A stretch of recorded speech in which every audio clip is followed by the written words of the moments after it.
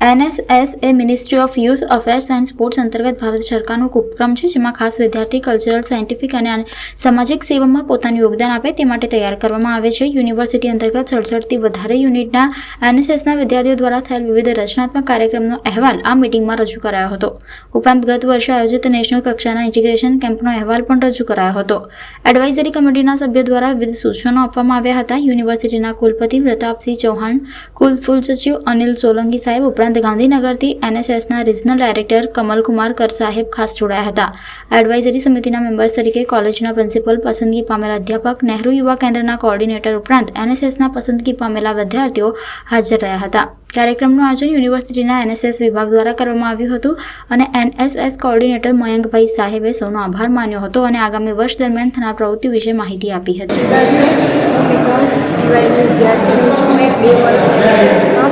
Work કર્યા છે.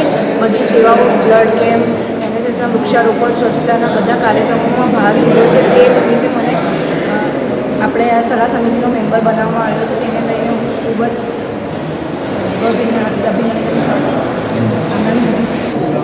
आज हमारी जो NSS सलाहकार समिति की बैठक हुई थी, उसमें हम सब के तौर पर शामिल हुए. आज की बैठक में बहुत अच्छे विषय को छेड़ा गया, जैसे कि नए कॉलेजेस में NSS का इंट्रोड्यूस कराना, साथ ही जो भी अंदाज पत्र रहता है NSS का वो भी बताया गया. और लगभग 2 घंटे की हमारी मीटिंग रही, लेकिन बहुत ही फ्रूटफुल मीटिंग रही.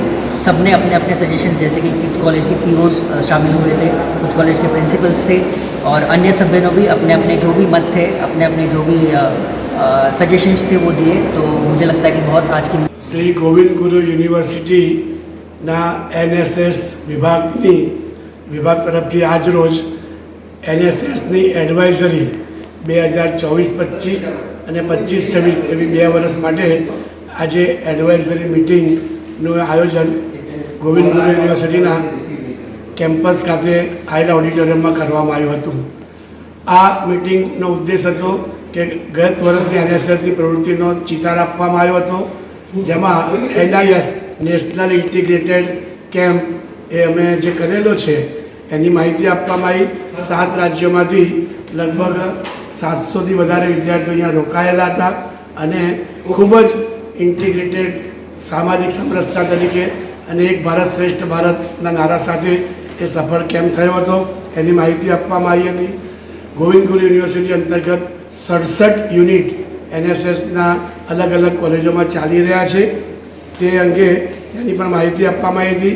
યુનિવર્સિટી તરફથી દર વર્ષે best programme officer, 3 best programme officer, 3 best વિદ્યાર્થી ભાઈઓ અને 3 બેસ્ટ વિદ્યાર્થી બહેનો એવા એવોર્ડ આપવાનું પણ નક્કી કરવામાં આવ્યું. અને યુનિવર્સિટી NSSનું બજેટ પણ આજ રોજ મંજૂર કરવામાં આવ્યું.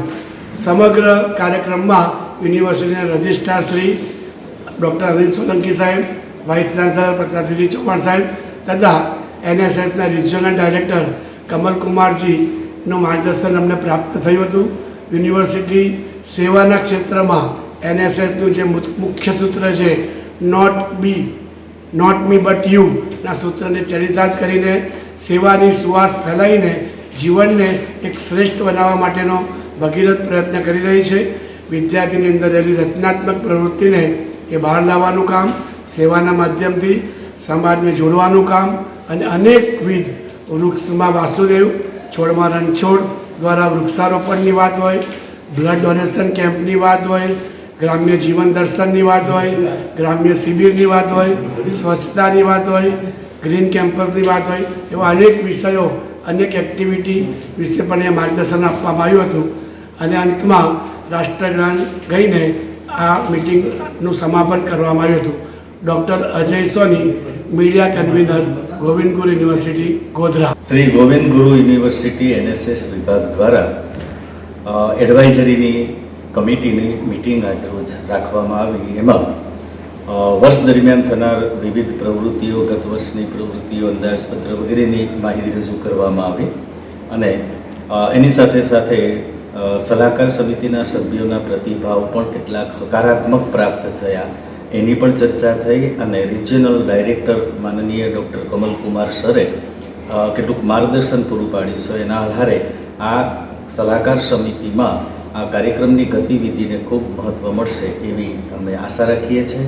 કુલપતિશ્રી અને કુલસચિવશ્રી સતત આ યોજનાનો વિકાસ અને વ્યાપ વધે એવા પ્રયત્નો એ કરતા રહ્યા છે. એમાં અમે થોડુંક આ યોગદાન આપીએ.